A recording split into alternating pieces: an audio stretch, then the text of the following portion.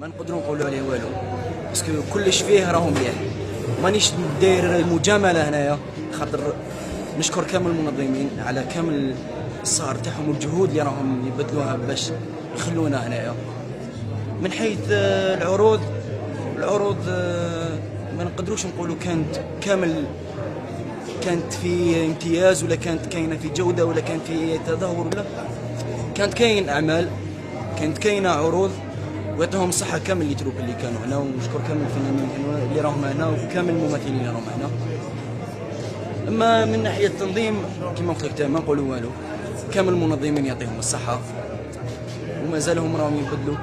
اما من ناحيه تاع البيبليك، البيبليك يعطيه الصحه، البيبليك تاع هنا تاع افلو والله ماهوش مجامله من عندنا، كان كاين بيبليك هنايا في افلو وين كان تجاوب معنا البارح في العرض نتاعنا، وتجاوب لاحظنا بلي حتى العروض الاخرى ثاني كانت تجاوب، ويعطيهم الصحه على كل حال.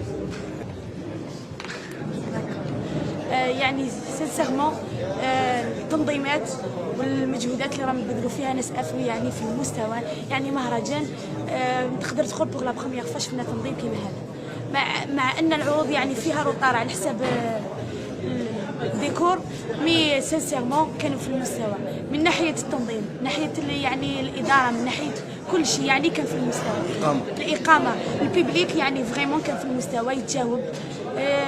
ما عندي واش نزيد لك فوق هذا، باسكو نتمناو ان شاء الله تكون مهرجانات اخرى، باسكو هذا لا 3 ايديسيون طولوا يعني بينات ليديسيون ليديسيون سا برون دو طون. ان شاء الله العام الجاي يكون 4 ايديسيون ما تكونش فيها يعني بيريود تاع الوقت. نشكركم يعطيكم الصحه. الرحمن الرحيم والصلاه والسلام على اشرف المرسلين.